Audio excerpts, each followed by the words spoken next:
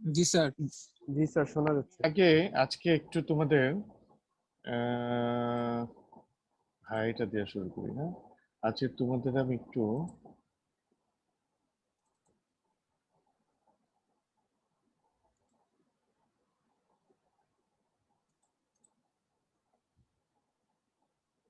তোমাদের এই যে অ্যাসাইনমেন্ট 2, হ্যাঁ অ্যাসাইনমেন্ট 2 দেখো, এই যে প্লেটের অ্যাসাইনমেন্টটা, consider a square heated plate of 4 meter by 4 meter that is subjected to the boundary conditions shown below. হ্যাঁ, boundary conditions, তাহলে এই পাশে হলো একটা একটা প্লেট আর কি, একটা প্লেট। হ্যাঁ, এই যে এই মাঝখানের এটা এমনি তোমাদের সুবিধার জন্য দিলাম আর কি। হ্যাঁ, অ্যাকচুয়ালি এটা একটা plate. Find the temperature at the interior nodes, মানে নোডস মানে হলো ইন্টেরিয়র নোডস মানে হলো এই যে এটা হয় কিনা, ইন্টেরিয়র নোডস মানে এইটা এইটা এইটা। ও কালার চেঞ্জ,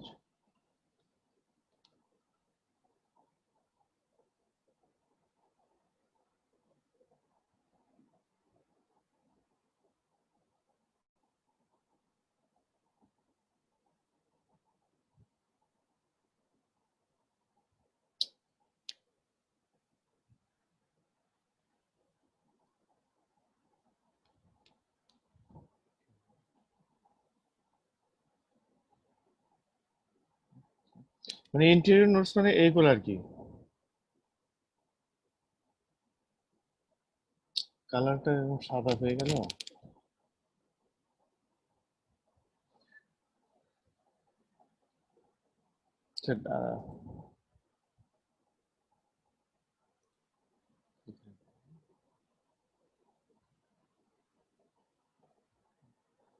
দ্যাট ইজ এইগুলা।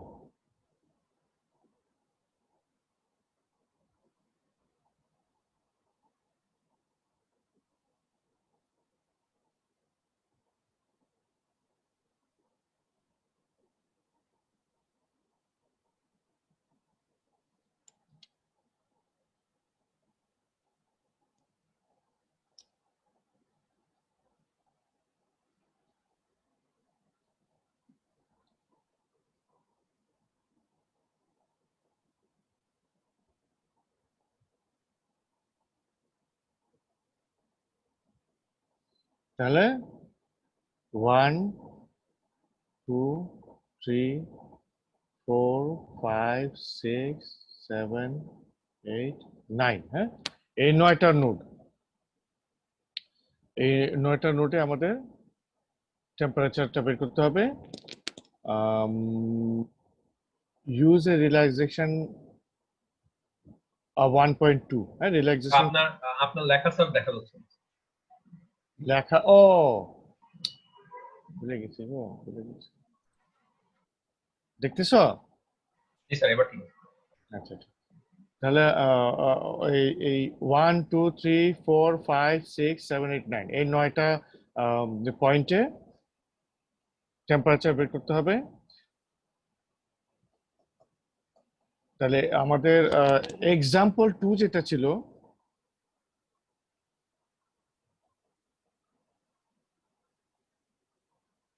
এক্সাম্পল 2 এর সাথে এইটার ডিফারেন্সটা হলো গিয়ে শুধু এই রিল্যাক্সেশন ফ্যাক্টর।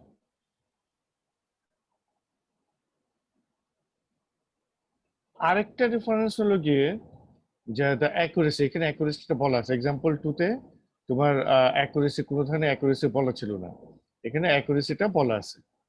ঠিক আছে, এই দুটো জিনিস মানে you have to check the accuracy in every iteration for every unknown. তাহলে প্রত্যেকটা আননোনের জন্য, যেমন ধরো এটা T11, তাহলে T11 তো আমি প্রথমে একটা বের করলাম, ধরো first ইটারেশনে T11 at first iteration some value, এই ভ্যালুটাকে প্রতিটা ইটারেশনে এই ভ্যালুটা করতে হবে কি, আবার এই T11 কে রিল্যাক্স করতে হবে।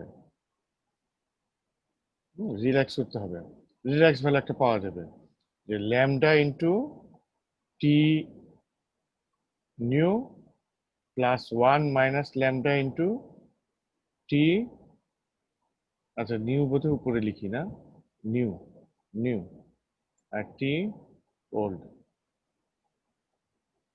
তাহলে এবার প্রতিটা ইটারেশনে প্রতিটা আননোনের জন্য টি1 এর জন্য টি2 এর জন্য প্রতিটা আননোনের জন্য এই ইকুয়েশনটা প্লাস প্রতিটা আননোনের জন্য আমাদের করতে হবে কি এই যে টা বের করতে হবে, মানে এরর এস্টিমেটটা হলো গিয়ে T new minus T old divided by T new into 100%. T new minus T old divided by T new absolute value into 100%.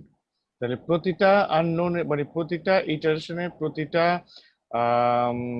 আননোনের জন্য আমাকে এই দুটো বাড়তি স্টেপ করতে হবে। একটা হলো গিয়ে মানে this is exactly as it was in the example 2. The governing equation, everything is same, just at step 6, হ্যাঁ স্টেপ 6 মানে স্টেপ 5 পর্যন্ত সেম, স্টেপ 6 এ এসে মানে জাস্ট সলিউশনে এসে আমাদের এখানে এই চেঞ্জগুলো করতে হবে। তাহলে সলিউশনে এসে আমাদের করতে হবে কি প্রত্যেকটা আননোনের জন্য এই T11 T21 হ্যাঁ প্রত্যেকটা আননোনের জন্য T12 প্রত্যেকটা আননোনের জন্য আমাদের করতে হবে কি এই যে এই একটা মানে প্রত্যেকটা আননোনের জন্য আসলে 3টা স্টেপ। প্রথমে হলো এটা এমনি বের করতে হবে ইয়ে দিয়ে এক্সপ্লিসিট ইকুয়েশন দিয়ে, তারপর হলো ওটার রিল্যাক্স ভ্যালুটা বের করতে হবে, তারপরে ওই রিল্যাক্স ভ্যালুটার এররটা বের করতে হবে, হ্যাঁ এরর এস্টিমেট। তাহলে প্রতিটা আননোনের জন্য এই দুটো বাড়তি স্টেপ, এই যে স্টেপ মানে এই যে রোমান 2 এন্ড এই যে রোমান 3, হ্যাঁ এই দুটো স্টেপ বাড়তি স্টেপ করতে হবে। This is our assignment.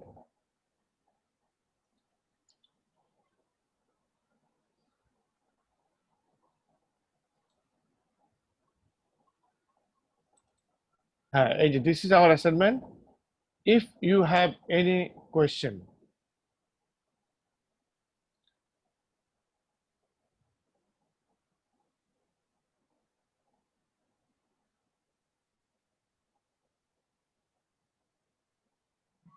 Sir রিল্যাক্সেশনটা এক্সাম্পল যদি স্যার একটু দেখানো। আচ্ছা রিল্যাক্সেশন এক্সাম্পলের আমি তোমাদের একটা স্লাইড পাঠিয়ে দিব, হ্যাঁ এই যে এই অ্যাসাইনমেন্টের সাথে এইটার পিডিএফটা পাঠাবো আর ওই স্লাইডটা পাঠিয়ে দিব, ঠিক আছে? স্লাইডটা একটু আগে দিলে ভালো হতো। আচ্ছা স্লাইড পাঠালেই হবে নাকি আবার এটা বুঝাতে হবে? বুঝবা তো মনে হয়। স্যার বোঝানো লাগবে না স্যার, অন্য ম্যাথগুলোতে হবে। ঠিক আছে স্লাইডটা পাঠিয়ে দেবো আর এটা পাঠিয়ে দেবো। হ্যাঁ স্যার স্লাইডটা আজকে স্যার একটু ক্লাসে এসে দিয়ে দিন। স্লাইডটা আচ্ছা ঠিক আছে হ্যাঁ ক্লাসের পরে। আচ্ছা শোনো এই তুমি সাদমান না? জি স্যার। আমার একটু ওই করো মানে যে তুমি ওই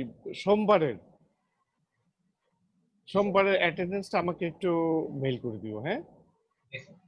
ওই তুমি ঠিকই বলছো যে আমি সোমবারে রেকর্ডিংটা ছিল না আমার, আমি কিছুই পেলাম না চ্যাট ইয়েতে কিছুই পেলাম না, মানে আমি এটা জানতাম না যে এভাবে যে হাওয়া হয়ে যাবে। আমার ধারণা ছিল যে একটা সেশনের অন্তত মানে টেক্সটটা সে সেভ করে, কিছুই সেভ জুম আর কি রেকর্ড করলে ও আপনাকে ভিডিওটাও দেয় সাথে ওই চ্যাট ফাইলটাও দেয়। হ্যাঁ মানে আমি ধরো ভিডিও করলাম না একটা সেশনে, সে কিছু ইনফরমেশন রাখবে না, সে কিছুই রাখলো না, মানে কিছুই রাখে না। কিছুই ছিল না। তো তুমি একটু আমাকে ওই 31 তারিখের হ্যাঁ 31 তারিখে অ্যাটেন্ডেন্স আমাকে একটু মেইল করে দিও।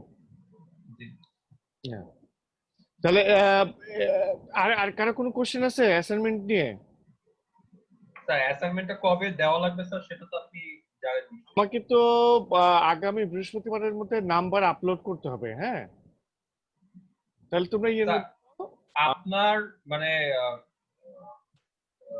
অ্যাসাইনমেন্ট দেওয়ার ডেট হচ্ছে হলো একদম মানে নেক্সট উইকের লাস্ট দিন আর কি, মানে থার্সডে।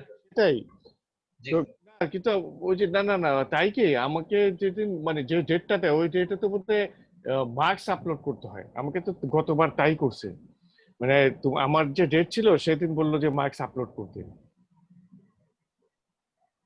তবে স্যার জানো এবার আর কি একটু চেঞ্জ আসছে, কারণ এবার হচ্ছে হলো আমাদের 24 ঘন্টার মধ্যে দিতে হবে তো। 24 তা ঘন্টা আপনার কি দিতে হবে? আপনাকে আমি বলি স্যার, আপনাকে এই অ্যাসাইনমেন্টটা আপলোড করা লাগবে হচ্ছে নেক্সট উইকের থার্সডে। আপনি হচ্ছে দুপুর 3টার সময় এটা আপলোড করবেন, আর আমরা হচ্ছে আপনাকে রাত 12টার মধ্যে হচ্ছে আপনাকে আমরা মেইল করব। তাই এগুলো তো আমাদেরকে বলে দেয়। ও স্যার, আপনাকে নিশ্চয়ই এখানে সাবমিশন টাইম আর সাবমিশন আপলোডিং টাইম আর সাবমিশন টাইমটা ওইখানে উল্লেখ করেছে। তোমরা সবাই নিজেরা করো, হ্যাঁ, এই জন্যই করছে। তো আমি তো মোটামুটি মানে এইটা তোমাদেরকে করতেই হবে সবাইকে, জি স্যার। তাই না? একজনেরটা তো আরেকজন করে দিবে না, একজনেরটা আরেকজনের তো দেখায় দিতে পারে, কিন্তু একজনের তো আরেকজন তার লিখে করে দিবে না। হ্যাঁ, স্যার যেহেতু এখন আপনি আমাদেরকে ম্যাথটা দেখেছেন আমরা করতে থাকি, আমরা আপনাকে ওই নেক্সট বৃহস্পতিবারের মধ্যে দিয়ে দিব। আচ্ছা, তো তার আগে একটু মেক শিওর, হ্যাঁ, যে আমার কাছে যাতে বৃহস্পতিবারের নাম্বারটা না চায়। স্যার বৃহস্পতিবার আপনার তো মার্কস চাবে না, কারণ বৃহস্পতিবার রাত 12টার মধ্যে আপনি হচ্ছে অ্যাসাইনমেন্ট রিসিভ করুন, আপনাকে টাইম দেওয়া হয়েছে। মানে তুমি কি এটা sure about that? Sure sir, কেননা অলরেডি আরো 3টা সাবজেক্টের আজকে সহ 3টা সাবজেক্টের অ্যাসাইনমেন্ট কমপ্লিট হবে। তো আমি আর কি সেটা শিওর করে বলতে পারি। মানে নেক্সট উইক বৃহস্পতিবারে আমার কাছে হঠাৎ করে বলবে না যে মার্কস আপলোড করেন, তাই তো? না স্যার, সেটা বলবেন না স্যার। ঠিক আছে, আপনাকে at least sir 7 days time দিতে। আচ্ছা ঠিক আছে, তোমরা তোমরা দিয়ে দিও, তোমরা কবে দিবা? এই যে আমি অ্যাসাইনমেন্ট দিয়ে দিছি, কিন্তু এই যে এটাই অ্যাসাইনমেন্ট। অফিশিয়ালি স্যার এটা মানে সাবমিশন টাইম হচ্ছে আমাদেরকে থার্সডে বাই মানে রাত 12টা, এটা official time. Don't make it official, হ্যাঁ, ডোন্ট মেক ইট অফিশিয়াল। তোমরা এটা দিয়ে দিও তাহলে। এই কি বলবো, বৃহস্পতিবার, আমার মনে হয় বুধবার দিন দিয়ে দাও। আচ্ছা স্যার, আপনার বুধবার। হ্যাঁ, বুধবার দিন। স্যার বুধবার, হ্যাঁ, আমাদের তো অ্যাকচুয়ালি সব সাবজেক্টের একটা ডেট দিছে, মানে প্রতিটা সাবজেক্ট, যেমন আজকে হচ্ছে এনএসসি 4 এইভাবে স্যার ডিপার্টমেন্ট থেকে আমাদেরকে ডেট সেট করে দিচ্ছে, আমরা তো আর সেট করে দিচ্ছি। তো দেখা যাবে বুধবারে যদি আপনি চান স্যার, বুধবারে অন্য আর একটা সাবজেক্টের সাবমিশন আছে। তো স্যার আপনাকে অ্যাকচুয়ালি আপনার জন্য স্লট বৃহস্পতিবার স্যার, আমি তো আর অফিশিয়াল বলছি ডিপার্টমেন্ট থেকে স্যার। আপনি চাইলে আমি আপনাকে স্যার ওই অফিশিয়াল কপিটা আপনাকে মেইল দিতে পারি। তুমি আচ্ছা ঠিক আছে, আমাকে তাহলে একটু অফিশিয়াল কপিটা একটু দিও। হ্যাঁ, অফিশিয়াল স্যার এখনই মধ্যে পাইছি বৃহস্পতিবার আমার ডেট আছে, ঠিক আছে, আমি দেখছি। হ্যাঁ, আর কিন্তু আমার তোমাদের সাথে এত কথা বলে ক্লাস টাইম আর ইয়ে না করি। হ্যাঁ, তাহলে তুমি তোমার কাছে অফিশিয়াল চিঠিটা তো বোধহয় আমিও পাইছি, ওইটাই পাইছি যে বৃহস্পতিবার আমার ডেট। হ্যাঁ, কিন্তু ওইটা গতবার তো ওরকম ওই দিনেই নাম্বারটা চাইছি। জি স্যার, আপনি আর কি গতবারে প্রবলেম হয়েছিল, কারণ গতবারে হচ্ছে হলো ভার্সিটি থেকে কোনো ইনস্ট্রাকশন দেওয়া হয়নি মার্কিং প্রসেস জন্য, কিন্তু এবার একদম সবকিছু একুরেটলি বলে দেওয়া হচ্ছে। আচ্ছা আচ্ছা, ঠিক আছে ঠিক আছে। আবার তোমার you seem to be very much confident. হ্যাঁ, অনেক তোমার এটা কনফিডেন্স লেভেল, মানে তুমি জানো আর কি। হ্যাঁ, ওকে, তাহলে আমরা মেইন কথা, আমি অ্যাসাইনমেন্ট দিয়ে দিলাম। এইটা অ্যাসাইনমেন্ট, ঠিক আছে? এটা তো যে ভিডিও করতেছো, এটা অ্যাসাইনমেন্ট। আমি অ্যাসাইনমেন্টটা উইথ ওই যে উইথ এক্সাম্পল আমি তোমাদের স্লাইডটা পাঠিয়ে দিব, তোমরা দেখে নিও। আর অ্যাসাইনমেন্টটা তাহলে নেক্সট বৃহস্পতিবারে জমা দিও। আচ্ছা, নো প্রবলেম। হ্যাঁ, কিন্তু অ্যাসাইনমেন্ট আমি দিয়ে দিছি। জি স্যার। হ্যাঁ, তোমরা নেক্সট থার্সডেতে সাবমিট করবা। ওকে, আপনি জাস্ট আজকে ক্লাস শেষে আমাদেরকে ওই স্লাইডটা দিন, আমাকে মেইল করুন। রিমাইন্ডার দিও যদি আমি ভুলে টুলে যাই। আমি রিমাইন্ড করে দিব। ক্লাস শেষ করে আমি একটু বাইরে যাব, হ্যাঁ, আমি এসে পাঠাবো। আমার একটু ওই একটা রাশ আছে, ক্লাস শেষ করে আমি দৌড় দিব, তারপরে এসে পাঠাবো। যদি না পাঠায় আমাকে একটু রিমাইন্ডার দিও। হ্যাঁ, জি স্যার।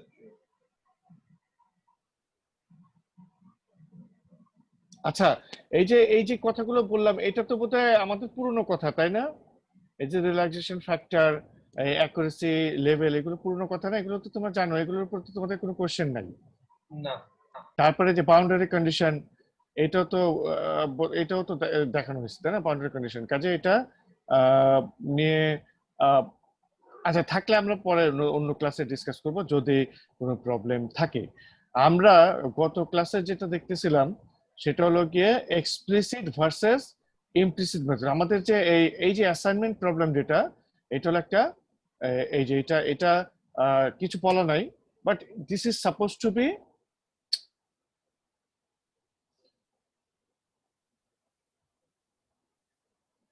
কিছু বলা নাই, but this is supposed to be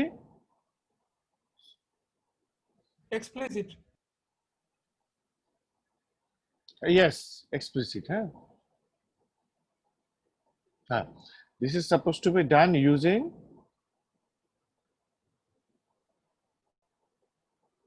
explicit method. Screen শেয়ারিংটা চলে গেছে। এত ভুল করলে হয়? প্রচুর ভুল হচ্ছে না? Technical error. হ্যাঁ, আসলে ওই না, ভুলটা একটু বেশি হচ্ছে।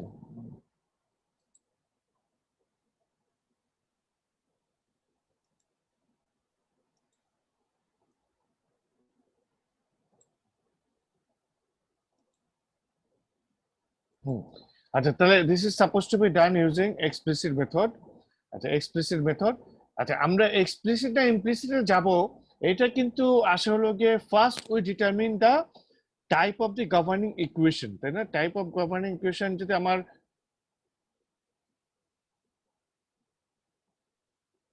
ইলিপ্টিক হয়, type of the governing equation যদি আমার ইলিপ্টিক হয়, তাহলে আমি কিসে যাব, এক্সপ্লিসিট না ইমপ্লিসিট?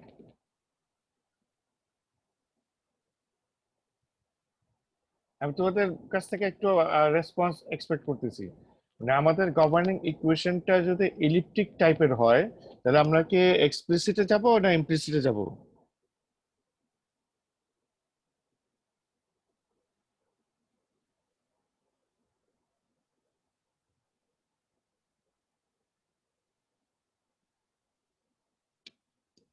আচ্ছা, আনসারটা আমি বলে দিচ্ছি।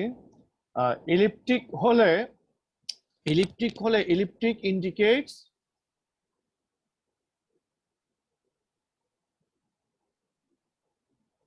steady state process, steady state process, so no time involvement, মানে time is not there, মানে time is কি বলবো, time time independent. Steady state মানে তো টাইম ইন্ডিপেন্ডেন্ট, তাই না? Time independent. So time independent যদি থাকে, আমাদের টাইমই নাই ইকুয়েশনে, সো আমাদের তো আসলে এই এক্সপ্লিসিট বা ইমপ্লিসিট হলো গিয়ে টাইম ডিসক্রিটাইজেশন, টাইম ডিসক্রিটাইজেশন বা আমরা বলতে পারি time marching solution, time marching.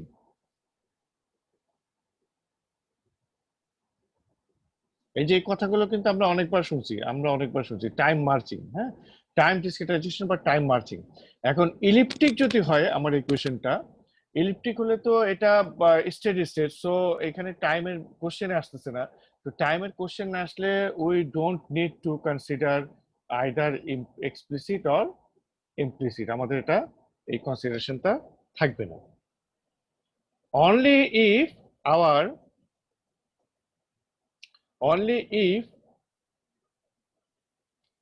if our governing equation is parabolic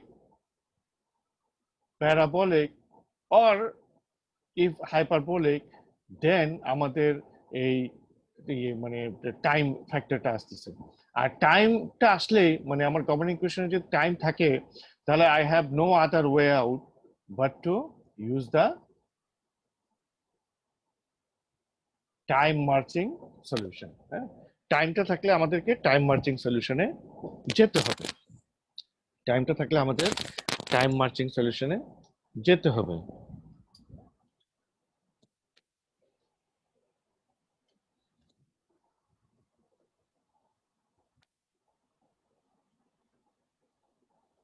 R time marching সলিউশনে গেলে আমাদের ওই এক্সপ্লিসিট ইমপ্লিসিটের বিষয়টা চলে আসে।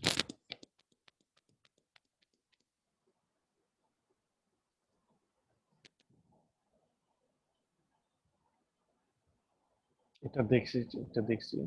আচ্ছা, লাস্ট ক্লাসে এক্সপ্লিসিট ইমপ্লিসিট আমরা দেখেছি যে explicit okay, no problem. Explicit আমরা যেহেতু টাইম মার্চিংটা করি হলো কি at a forwarded time at a forwarded time, and all other backward timing is kept on the other side of the equation. তাহলে তোমার অল প্রিভিয়াস টাইম স্টেপের ডেটাগুলো মানে আরেক পাশে থাকবে, এবং আমরা ধরে নিচ্ছি যে প্রিভিয়াস টাইম স্টেপের অল ডেটা আর নোন, হ্যাঁ known, only one are known at the forward time step. On the other hand আমরা ইমপ্লিসিটে কি করতেছি, ইমপ্লিসিট আমরা করতেছি হলো কি যে আমরা এই ইমপ্লিসিট আমরা একটা ফান্ডামেন্টাল চেঞ্জ করতেছি আমাদের ডিসক্রিটাইজেশন স্কিমে যেটা করতেছি আমরা এই স্পেশাল ডিসক্রিটাইজেশন যেটা, হ্যাঁ এই স্পেশাল ডিসক্রিটাইজেশন, টেম্পোরাল ডিসক্রিটাইজেশন ঠিক আছে, হ্যাঁ টেম্পোরাল ডিসক্রিটাইজেশনটা এই যে এটা আগের মতোই আছে, এটা no change. Temporal discretization, no change, আগের মতোই আছে, no change।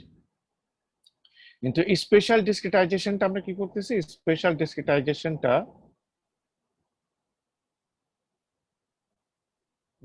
আমরা এবার চেঞ্জ করে দিচ্ছি। তোমরা যদি আগেরটা খেয়াল করে থাকো বা হয়তো দেখবা খেয়াল করলে যে আগেরটাতে স্পেশাল ডিসক্রিটাইজেশনে ছিল সব মানে nth টাইম স্টেপে, হ্যাঁ nth টাইম স্টেপে, কিন্তু এখন করা হলো স্পেশাল ডিসক্রিটাইজেশনটা ইমপ্লিসিটে করা হচ্ছে হলো গিয়ে n+1 মানে ফরওয়ার্ড টাইম স্টেপে, হ্যাঁ ফরওয়ার্ড টাইম স্টেপে করা হচ্ছে, যার ফলে এগুলো সবই আননোন, ফরওয়ার্ড টাইম স্টেপে আমাদের সবকিছুই আননোন। তাহলে এইটা থেকে আমরা যে ইকুয়েশনটা পাই, এই ইকুয়েশনটা হলো আসলে এভাবে না লিখে এভাবে করা ইকুয়ালস টু 0, হ্যাঁ দ্যাট ইজ এখানে একটা মিক্সচার, এবং মিক্সচারের মধ্যে most of the things are unknown, এই যে এটা আননোন, এটা আননোন, এটা unknown, most of the things are unknown. তাহলে আমি একটা নোডের প্রেজেন্ট টাইম স্টেপ, এই যে আই নোডের এই প্রেজেন্ট টাইম স্টেপ, আই নোডের প্রেজেন্ট টাইম স্টেপকে আমি এক্সপ্রেস করতেছি হলো যে অন্যান্য নোডের এই i-1 i+1 এর এই ফরওয়ার্ড টাইম স্টেপ দিয়ে, মানে দ্যাট ইজ আননোন ভ্যালু দিয়ে, ঠিক আছে। সো একটা মিক্সচার অফ ভ্যালু, মানে আমি এই ইকুয়েশনটা ডিরেক্ট এখান থেকে আমি এইটা বের করতে পারতেছি না। I have to create a system of linear equation, then I can solve the system of linear equation, system of linear equation. So implicit method leads to its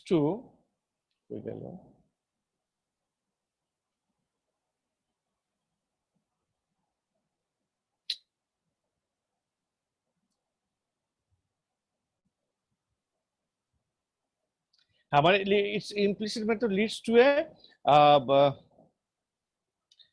to a system of linear equation to find the nodal temperature at a particular time. তাহলে আমাদের system of linear equation লাগবে এখানে, আমরা direct explicit মেথডের মতো solve করতে পারবো না। কিন্তু এই কস্টের বদলে, মানে এই যে এক্সট্রা লেবারের এগেনস্টে কি দিচ্ছে, এই দিচ্ছে হলো কি আমাকে unconditionally stable solution. Implicit scheme is unconditionally stable scheme. আচ্ছা, ইমপ্লিসিট মেথডের একটা জেনারেল ইমপ্লিসিট মেথডের একটা স্পেশাল কেস হলো ক্র্যাঙ্ক-নিকলসন মেথড। ক্র্যাঙ্ক-নিকলসন মেথড আমি তোমাদেরকে বললাম যে মানে বেশি কিছু মনে রাখার দরকার নেই, শুধু এটা মনে রাখতে হবে যে মানে ক্র্যাঙ্ক-নিকলসন মেথড করে কি, আমরা যে n থেকে n+1 এ যাব মানে ডেল্টা টি দিয়ে, ক্র্যাঙ্ক-নিকলসন করে কি ডেল্টা টি তে না গিয়ে সে যায় ডেল্টা টি বাই 2 স্টেপ গিয়ে এই একটা ইকুয়েশন ডেভেলপ করে, that is crank equation method half তে গিয়ে ই করে, যাতে মানে স্টেবিলিটিটা আরেকটু হয় আর কি, ফার্ম হয়। হ্যাঁ, তাহলে ক্র্যাঙ্ক ইকুয়েশন মেথড সলিউশন স্টেবিলিটিটা বাড়ায়, মানে এইগুলো আমরা দেখছি। আচ্ছা, গতদিন আমরা গ্রিড বলছিলাম যে গ্রিড আমরা দেখবো আজকে। তাহলে গ্রিড, টাইপস অফ গ্রিডস, তো যেটা বলতেছিলাম যে ফ্রম বার্স ভিউ আমরা মানে that is in grids can be broadly categorized into two groups, structured and unstructured. স্ট্রাকচার্ডের এক্সাম্পল আমি তোমাদের হোয়াইট বোর্ডে ড্র করে দেখিয়েছিলাম যে স্ট্রাকচার্ড হলো কি এই যে এরকম, যে আমরা যে কোনো নোট একটা যদি ধরি আই জে, হ্যাঁ আই জে, তাহলে এর পাশের নোটটা আমি জানি, মানে হরিজন্টালি পাশের নোটটা হবে I plus one J, horizontally পেছনের নোটটা হবে আই মাইনাস ওয়ান জে। হ্যাঁ, মানে ধরো এটা এটা হবে আই মাইনাস ওয়ান জে, হ্যাঁ, এইটা হবে ধরো আই প্লাস ওয়ান জে, উপরেরটা হবে আই, হ্যাঁ, আই জে প্লাস ওয়ান, নিচেরটা হবে আই জে মাইনাস ওয়ান। হ্যাঁ, তাহলে আমি এই যে ইন্ডেক্সিংটা খুব সহজ ইন্ডেক্সিং, হ্যাঁ, এই ইন্ডেক্সিং করে আমি নোট, মানে নোটগুলোর মধ্যে একটা খুব মানে ইজিলি অ্যাপ্লিকেবল ইন্ডেক্সিং একটা নোটেশন পাওয়া যায় হলো গিয়ে স্ট্রাকচার্ড গ্রিডে। হ্যাঁ, স্ট্রাকচার্ড গ্রিড এবং স্ট্রাকচার্ড গ্রিড বা structured mesh is characterized by quadrilateral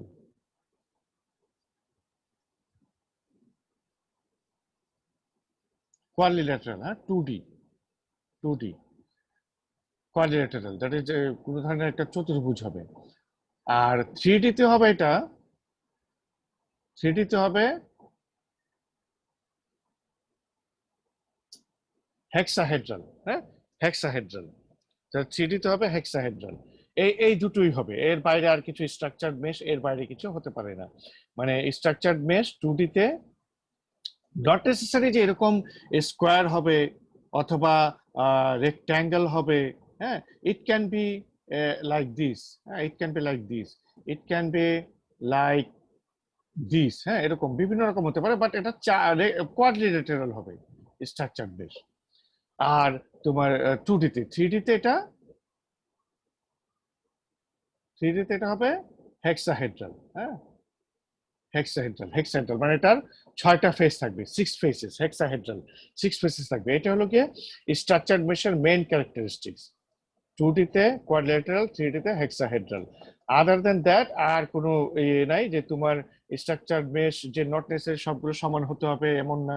এই যে এখানে যেমন close to the solid surface, মানে আমরা যে সলিড সারফেসের উপর ফ্লুইড ফ্লোটা দেখবো, এই ক্লোজ বা টেম্পারেচার ডিস্ট্রিবিউশন দেখবো বা হিট ট্রান্সফার দেখবো, সেখানে আমরা অনেক ছোট করে রাখতে পারি, ছোট ছোট হবে। তারপরে এর বাইরে যেখানে আমার টেম্পারেচার চেঞ্জ বা প্রপার্টি চেঞ্জ খুব কম, সেখানে আমরা অনেক বড় বড় করে দিতে পারি। হ্যাঁ, মানে ইট নট নেসেসারি যে ইউনিফর্ম হতে হবে। হ্যাঁ, ডেল্টা এক্স প্রথমে ছোট ছোট হবে, ডেল্টা এক্স তারপরে বড় বড় হতে পারে, ডেল্টা এক্স বড় বড় হতে পারে। মানে delta X can vary, delta Y can vary, হ্যাঁ, delta Z can vary, delta T can vary, সবকিছু ভ্যারি করতে পারি স্ট্রাকচার মেশে। But the main thing is for 2D it will be shaped like quadrilateral, and for 3D it will be shaped like hexahedral. On the other hand, our structured mesh consists of irregular pattern in between nodes. হ্যাঁ, এই নোডগুলোর মধ্যে কোনো ধরনের ওই I J সম্পর্ক নাই। হ্যাঁ, I J সম্পর্ক নাই। এটা যদি আই হয়, এর এটা যে আই মাইনাস ওয়ান জে হবে এটা তুমি বলতে পারো না, বা এটা যে আই প্লাস ওয়ান জে হবে এটা তুমি বলতে পারো না, অথবা এটা যে আই জে মাইনাস ওয়ান হবে, নো। উপরেরটা এটা যে আই জে প্লাস ওয়ান হবে, নো। হ্যাঁ, there is no such relationship. হ্যাঁ, there is no such indexing, মানে simple indexing, no simple indexing. Sir আমরা আনস্ট্রাকচার্ড মেশ কেন ইউজ করব স্যার? হ্যাঁ, আচ্ছা, হ্যাঁ বলতেছি। হ্যাঁ, no simple indexing. হ্যাঁ, no simple indexing is in unstructured meshing. Unstructured meshing. Unstructured meshing can be মানে in contrast to the structured meshing scheme, unstructured meshing scheme can be of any shape other than the quadrilateral. মানে quadrilateral ছাড়া structured mesh হতে পারে 2D তে, হ্যাঁ, triangular, mainly triangular হয়, হ্যাঁ, mainly triangular, but it can be pentagonal, it can be hexagonal, হ্যাঁ, it can be decagonal, হ্যাঁ, তোমার মানে যে কোনো শেপের হতে পারে। বাট মোস্টলি স্ট্রাকচার্ড মেশ হলো, সরি আনস্ট্রাকচার্ড মেশ হলো মোস্টলি 3D তে হলো ট্রায়াঙ্গুলার, সরি 2D তে 2D তে হলো ট্রায়াঙ্গুলার, আর 3D তে হলো গিয়ে টেট্রাহেড্রাল। হ্যাঁ, টেট্রাহেড্রাল মানে এরকম,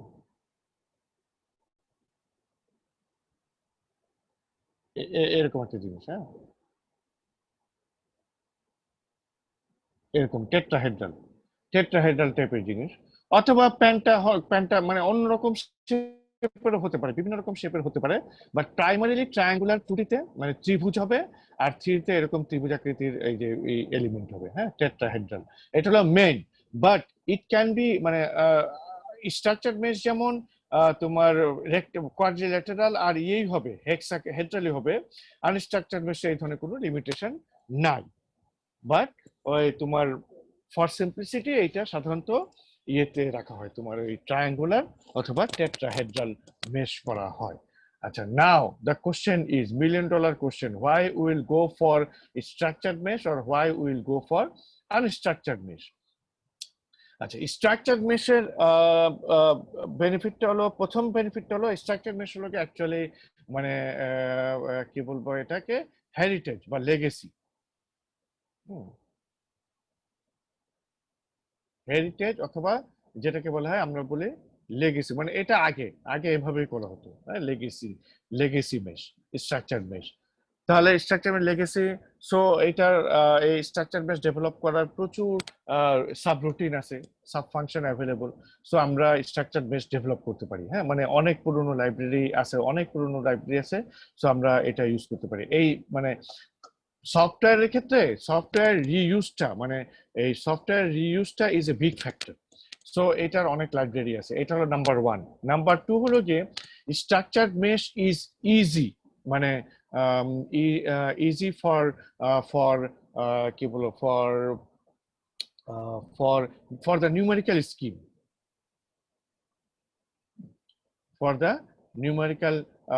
মানে নিউমেরিক্যাল সলিউশনের জন্য এটা ইজি হয়, মানে তোমার ইজি ইন্ডেক্সিং দিয়ে এটাকে ইজিলি সলভ করা যায়। এটা হলো আরেকটা কারণ। স্ট্রাকচার্ড মেশ কম্পিউটার রিসোর্সের দিকে যদি দেখি আমি, তাহলে structured mesh needs less computer memory. হ্যাঁ, আগেকার দিনে computer memory was very precious. হ্যাঁ, অনেক মানে এক্সপেন্সিভ ছিল RAM. So structured mesh requires less memory for the same problem, মানে আমি যদি given the same problem, the structured memory scheme requires less memory. Less memory. Structured mesh requires less computer time. Less time. মানে এই memory এবং time, এই দুটো হলো কি কম্পিউটারের খুব precious resource. Memory and time, এই দুটো হলো কম্পিউটারের খুব precious resource. So structured মেশিং scheme requires less memory and less time, thus provides saving in computer resources plus saves in programming। যেহেতু আমাদের অনেক প্রোগ্রাম আগে থেকে করা স্ট্রাকচার্ড মেশিন, অনেকগুলো বেনিফিট বলে ফেললাম। তাহলে তোমার ওই কোশ্চেনটা তুমি একটু আগে যেটা করলা, যে why we go for unstructured মেশিং? We go for unstructured মেশিং because of some inherent limitation of the structured meshing scheme. Inherent limitation number 1, structured meshing is good for মানে রেগুলার জিওমেট্রিজ। হ্যাঁ, মানে রেগুলার শেপের, ধরো এই যে এরকম মানে একটা সিলিন্ডার অথবা একটা স্ফিয়ার অথবা একটা ফ্ল্যাট প্লেট। হ্যাঁ, এই ধরনের রেগুলার জিওমেট্রির জন্য স্ট্রাকচার মেশিংটা মানে ভালো। But for some irregular geometry, ধরো এরকম এরকম এরকম একটা প্যাটার্নের কিছু একটা জিওমেট্রি, হ্যাঁ, for irregular geometries structured meshing is very মানে structured meshing is difficult to generate। মানে তোমার ইরেগুলার জিওমেট্রি যদি হয়, তোমার এই ধরো এই যে এই এয়ারফলটার জায়গায় এটাতে এরকম হতো সলিড বডিটা, তাহলে এখানে স্ট্রাকচার্ড মেশিং মেইনটেইন করা becomes very difficult। হ্যাঁ, স্ট্রাকচার্ড মেশিং মেইনটেইন করা becomes very difficult। Number one. তাহলে for irregular geometries structured meshing generation is very difficult. হ্যাঁ, মানে ওই এটা তোমার নিউমেরিক্যাল স্কিমটাই ডিফিকাল্ট স্ট্রাকচার মেশিং। মানে structure meshing generally cannot follow irregular geometric pattern, মানে it is difficult in fact to generate. Generation হয়ে গেলে তারপরে solution, computer memory, computer time requirement এগুলো কমে যায়, কিন্তু জেনারেশনে অনেক টাইম চলে যাবে। হ্যাঁ, স্ট্রাকচার মেশিং এটা হলো 1 নাম্বার লিমিটেশন। 2 নাম্বার লিমিটেশন হলো গিয়ে যে স্ট্রাকচার মেমোরি হলে এটা কনভার্জেন্সটা in most cases is slow. কনভার্জেন্সটা স্লো। যদি প্রপার গ্রিডিং না হয় তাহলে কনভার্জেন্সটা স্লো, এবং কনভার্জেন্সটা নট গ্যারান্টিড। হ্যাঁ, নট গ্যারান্টিড,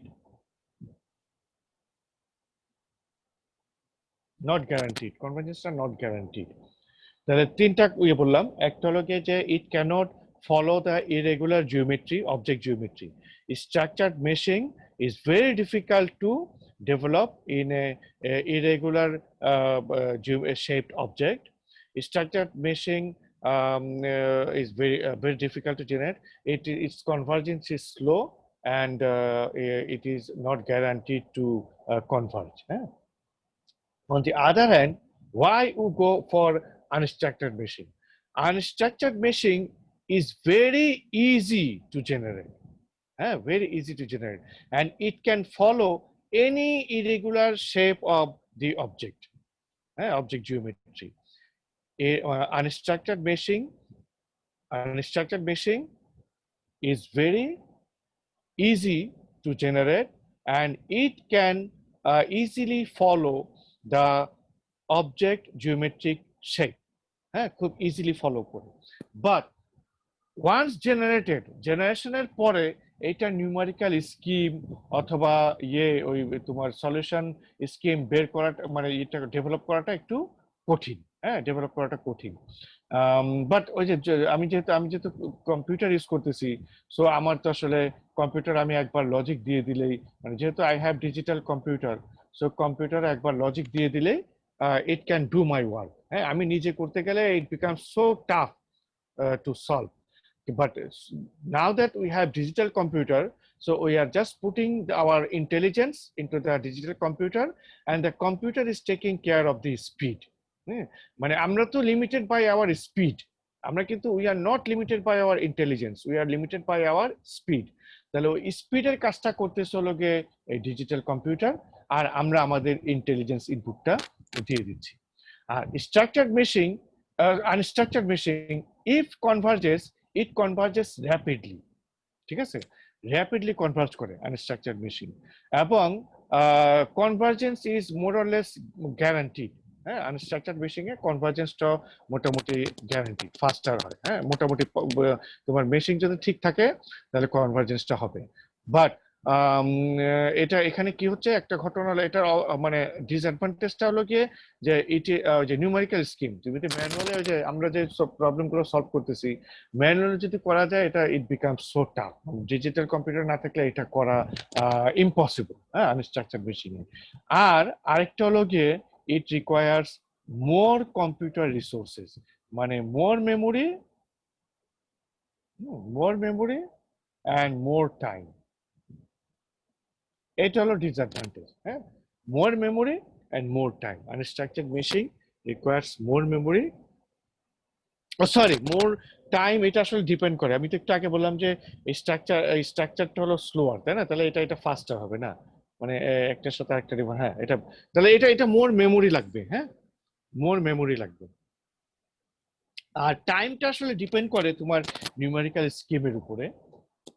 তোমার নিউমেরিক্যাল স্কিম যদি খুব এফিশিয়েন্ট না হয় তাহলে টাইম বেশি লাগবে, এফিশিয়েন্ট হলে টাইম কম লাগবে, বাট মেমোরি বেশি লাগবে আনস্ট্রাকচার্ড ইয়েতে। আচ্ছা, আমি আজকে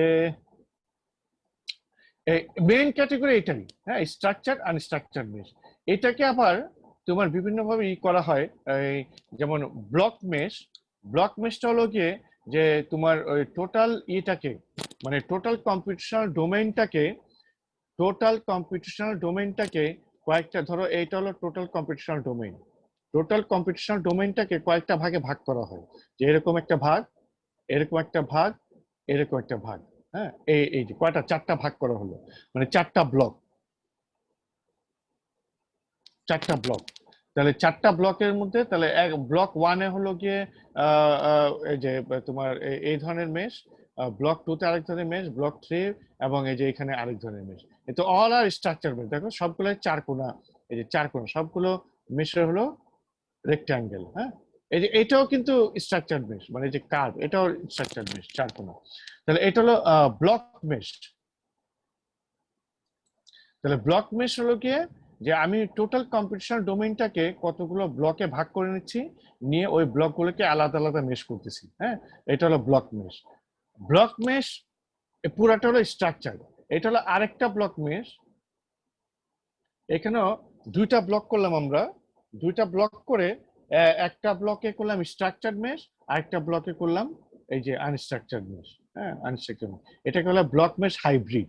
হ্যাঁ, ব্লক মেশ হাইব্রিড মানে ব্লক মেশ হলো গিয়ে যে আমি টোটাল কম্পিউটেশনাল ডোমেইনটাকে কতগুলো ব্লকে ভাগ করে নিব, এবং এটা আসলে করা হয়, এটা করা হয় কতগুলো ব্লকে ভাগ করে নিব। আচ্ছা, তারপরে হলো এক ধরনের বলা হয় ডাইনামিক মেশ, হ্যাঁ, বা মুভিং মেশ। ডাইনামিক মেশ অথবা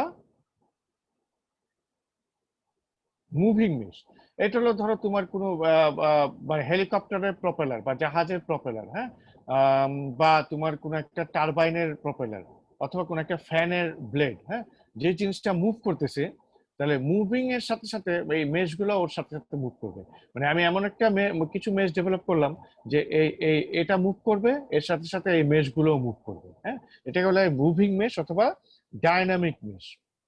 মানে ডাইনামিক মেশ আসলে মেশ আমি নর্মাল মেশই করব, করে এটাকে মুভ করাবো, এই মেশটা এটার সাথে সাথে মুভ করবে। দেয়ার ইজ ইনস্ট্রাকশন, তাহলে এভাবে ইনস্ট্রাকশন দিলে আমার এটা যেভাবে মুভ করবে, এর সাথে সাথে এর আশেপাশের মেশগুলো ওইভাবে মুভ করবে। এটাকে বলা হয় ডাইনামিক মেশ অথবা moving mesh. It can B structured or unstructured. তারপর হলো অ্যাডাপটিভ মেশ।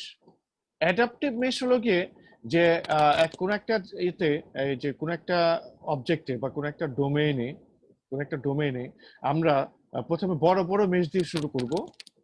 বড় বড় মেশকে বলা হয় কোর্স মেশ। হ্যাঁ, মানে কোর্স মেশ, বড় বড় মেশ দিয়ে শুরু করা হয়। তারপরে এখানে ডিপেন্ডিং অন দি রেজাল্ট, হ্যাঁ, রেজাল্ট যে আমরা কেমন রেজাল্ট পাচ্ছি, দেখা যাচ্ছে এখানে প্রপার্টি চেঞ্জটা বেশি, সো এখানে সে একটু বেশি ডেন্স করবে, একটু ফাইনার করবে, হ্যাঁ, ফাইনার মেশ করবে। আর বাকি জায়গা যেখানে চেঞ্জ কম, সেখানে ওই কোর্সই থাকবে। হ্যাঁ, কোর্সই থাকবে, কোর্সই থাকবে। তারপরে আর দেখা যাচ্ছে যে চেঞ্জ আরো বেশি, সো আরো ফাইন করলো, হ্যাঁ, আরো ফাইন মেশ হলো। আর এখানে দেখা যাচ্ছে যে আরেকটু কোর্স করে দেখা যায় যে কি চেঞ্জ পাওয়া যায়। হ্যাঁ, সরি, আরেকটু ফাইনাল।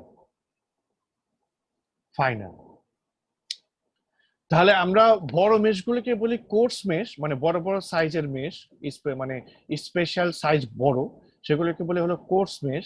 আর স্পেশাল সাইজ ছোট হলে সেগুলোকে বলি ফাইনাল মেশ। হ্যাঁ, তাহলে coarse mesh,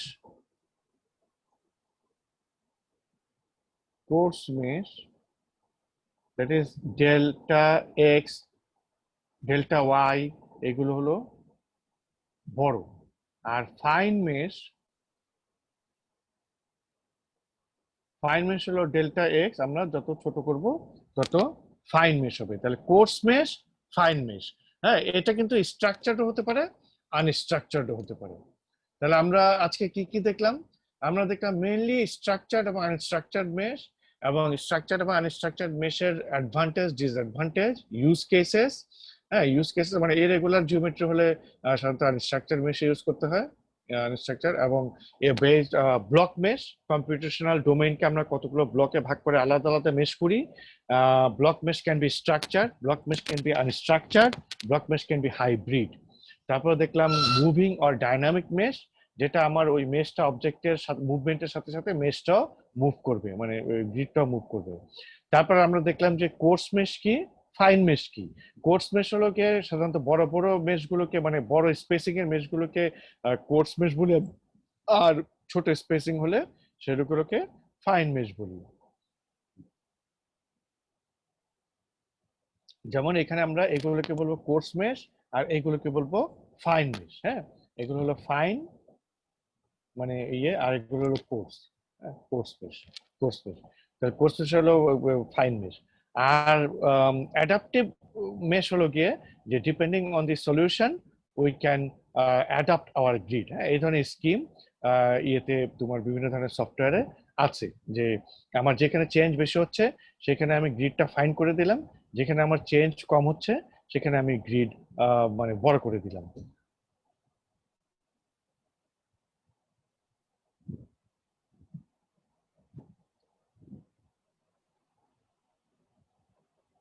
Okay, we end today's class. তোমাদের যদি কোনো কোশ্চেন থাকে, you can put forward your question. আসসালামু আলাইকুম স্যার। স্যার স্যার আমি একটু কিছু বলতে চাচ্ছিলাম স্যার। হ্যাঁ বলো। স্যার এই সিএফডির একটা ফাংশন তো স্যার আমরা এনসিসি এর মাধ্যমে দেখতে পারি। তো স্যার যদি একটা উদাহরণ এনসিসি এর মাধ্যমে দিয়ে দেওয়া যায় তাহলে স্যার ব্যাপারটা বুঝতে সুবিধা হতো স্যার। অ্যানসিস তো একটা ব্ল্যাক বক্স। অ্যানসিসে কাজ করতে গেলে তোমার অ্যানসিসে স্ট্রাকচার্ড মেশ, আনস্ট্রাকচার্ড মেশ, হ্যাঁ, এই যে ব্লক মেশ, মুভিং মেশ, এগুলো তোমার বুঝতে হবে না? জি স্যার, ওইটাই বলছিলাম স্যার। হ্যাঁ, তো এনসিসি তো দেখানো, এটা তো হলো গিয়ে এটা ইটস মাই রেসপন্সিবিলিটি, তাই না? তোমাদের কিভাবে কি করতে হবে এটা তো আমি তো, আমার তো মানে এটা আমার রেসপন্সিবিলিটি। আমি তো এনসিস দেখাবো, তো এনসিস দেখাবো। তো আর এটা কততম উইক এনসিস দেখানোর আগে, এনসিসে গিয়ে তুমি যে যখন ইয়ে দেখবা, ধরো তুমি এই মুভিং মেশ দেখবা বা ডাইনামিক মেশ দেখবা, তো বলবা না, দেখবা এটা কি ডাইনামিক মেশ কি, আরে বুঝবা না তো। ব্লক মেশ কি, আচ্ছা ব্লক করব, ব্লক কি, আচ্ছা অ্যাডাপটিভ গ্রিড এটা কি জিনিস। তাহলে এনসিসি তে এই অপশনগুলো তোমার বুঝতে হবে না, তোমার শিক্ষিত হতে হবে না। জি স্যার। তুমি এখন ধরো একটা কেজি বা ক্লাস ওয়ানে পড়ে, তাকে যদি এখন বলো যে এমএস ওয়ার্ডে ই লিখতে, একটা এসে লিখতে, সে কিছু বুঝবে? তাকে তো প্রথমে ওয়ার্ড ইংলিশ কিছু তো জানতে হবে, তারপরে না সে এমএস ওয়ার্ডে গিয়ে টাইপ করতে পারবে। কাজে তোমাকে তো বেসিক জিনিসগুলো মানে শিখতে হবে, তারপরে তুমি গিয়ে দেখবা যে অ্যানসিসে যখন যাবা দেখবা ইমপ্লিসিট, এক্সপ্লিসিট, আর এইগুলো কি, তারপরে দেখবা pressure based solution, density based solution, এগুলো কি, তো এগুলো তোমার না জেনে তুমি কিভাবে করবা? সো প্রথমে তো এই বেসিক জিনিসগুলো জানতে হবে, জেনে তারপরে আবার এটা ঠিক যে বেসিক জিনিস জানলা কিন্তু প্র্যাকটিক্যাল জিনিসটা দেখলা না, তাহলে জিনিসটা ইনকমপ্লিট হয়ে গেল। হ্যাঁ, so we will definitely C the practical software. হ্যাঁ, অ্যানসিস আমরা দেখবো, অবশ্যই দেখবো, মানে ডোন্ট ওয়ারি অ্যাবাউট দ্যাট। কিন্তু তোমাদের এই যে ফান্ডামেন্টাল ডেফিনেশন গুলো জানতে হবে, নাহলে আবার পরে গিয়ে ওই অ্যানসিসে গিয়ে এই জিনিসগুলো বুঝবা না। মানে তোমরা তো অ্যানসিসের জিনিসগুলো বুঝতে পারো, আমি কিন্তু ওইভাবেই দেখাচ্ছি তোমাদেরকে। তোমাদের এটা কততম উইক? স্যার এইটা 18th উইক, সরি 8 নম্বর, 8 উইক। তাহলে আরো মিনিমাম 5 সপ্তাহ আছে, তাই না? স্যার আমাদেরকে বলা হয়েছে স্যার যে 18 সপ্তাহের মতন ক্লাস হবে, কিন্তু বিষয়টা কি এখনো রিয়েলিস্টিক নাকি এটা এখনো আমরা জানি না। ও তাহলে হ্যাঁ, আমাদের বুয়েটে তো 16 সপ্তাহ দিছে ক্লাস। আর বন্ধের আগে হয়েছিল মানে 2 সপ্তাহ, 3 সপ্তাহ ছিল, 1 সপ্তাহ ওরা করে নাই। সো 2 উইকস ছিল, তাহলে 16 আর 2 আমাদের 18 সপ্তাহে হচ্ছে আর কি। মানে যদি আমরা ওই উইকটাও ধরি যে উইকে তারা ক্লাস করে নাই, তাহলে 19 সপ্তাহ হবে। তবে যেহেতু ক্লাস হয় না ওটা বাদ, এমনি আমাদেরও 18 সপ্তাহে হচ্ছে। ও তাহলে তো অনেক টাইম আছে, তো উই হ্যাভ মানে মানে এনাফ টাইম। ঠিক আছে, আর তোমরা অত মানে হলো না, আপসেট হও না। আমি অ্যানসিস দেখাবো, হ্যাঁ, কিন্তু অ্যানসিস দেখানোর আগে আমি তোমাদেরকে একটু প্রিপেয়ার করে নিয়ে যেতে চাই। ঠিক আছে? জি স্যার। মন খারাপ হয়ে গেল? না স্যার, ঠিক আছে। হ্যাঁ, অ্যানসিস দেখাবো, আমি দেখাইছি, এর গতবারও দেখাইছি, হ্যাঁ, এর আগের বারও দেখাইছি, প্রতিবারই দেখাই। আমি আসলে সিএফডি এর মানে প্র্যাকটিক্যাল ইউজার, তো কাজে আমি জানি মানে তোমার প্র্যাকটিস না দেখালে জিনিসটা ইনকমপ্লিট থেকে যাবে। হ্যাঁ, so I will show you. আর আরেকটা বিষয় হলো কি, অ্যানসিস তোমরা যারা ইন্টারেস্টেড তারা একটু ইউটিউব ইটে দেখে দেখে মানে একটু আগে থেকে একটু মানে তোমরা আগে থেকে জানা থাকতে ভালো, আমাকে একটু কোশ্চেন টোশ্চেন করে মানে ই করে ফেলতে পারবো আর কি। হ্যাঁ, আরেকটা আমি তোমাদের বলি, যারা একটু মানে যারা একটু ইন্টারেস্টেড তারা একটু কর্নেল ইউনিভার্সিটি, হ্যাঁ কর্নেল ইউনিভার্সিটি ইউএসএ, এই কর্নেল ইউনিভার্সিটিতে অ্যানসিস এর কিছু টিউটোরিয়াল আছে। তোমরা গুগল সার্চ দিবা যে অ্যানসিস ফ্লুয়েন্ট কর্নেল ইউনিভার্সিটি, দেখবা যে কর্নেল ইউনিভার্সিটি অ্যানসিস টিউটোরিয়ালে নিয়ে যাবে। ওই টিউটোরিয়াল গুলো হলো কি এমন যে তুমি যদি সিএফডির সিও না বুঝো, মানে কিছুই না জানো, ইউ ক্যান ডু দোজ মানে টিউটোরিয়ালস। হ্যাঁ, মানে একেবারে ব্লাইন্ড লোকের জন্য, হ্যাঁ সে পারবে, যে কেউ ওই টিউটোরিয়াল গুলো করতে পারবে। So I recommend those of you who are very much eager to ride onto the bandwagon of CFD, you can visit Cornell University ANSYS Fluent Tutorial. ঠিক আছে? আর ANSYS Fluent কোত্থেকে ডাউনলোড করতে হবে এটা তোমরা আমার চেয়ে ভালো জানো, তাই না? যে কোনো টরেন্ট সাইট অথবা যে কোনো সাইট থেকে এটা ডাউনলোড করে নিতে পারো, তাই তো? আমার চেয়ে ভালো জানো না? Yes sir. হ্যাঁ, তাহলে ওটা অ্যানসিসটা ডাউনলোড করে নিবা, আর এই যে কর্নেল ইউনিভার্সিটি থেকে একটু টিউটোরিয়ালটা দেখতে পারো। তবে I will show you, no problem. হ্যাঁ, সো আমরা তাহলে আজকে শেষ করি, তোমাদের অ্যাসাইনমেন্টও দিয়ে দিলাম, আর শুধু বাকি থাকলো হলো গিয়ে স্লাইডটা পাঠানো। সো এটা যদি আমি আজকে বিকেলের মধ্যে না পাঠাই, আমাকে একটা রিমাইন্ডার এসএমএস দিও। হ্যাঁ, okay, so see you next week, stay safe.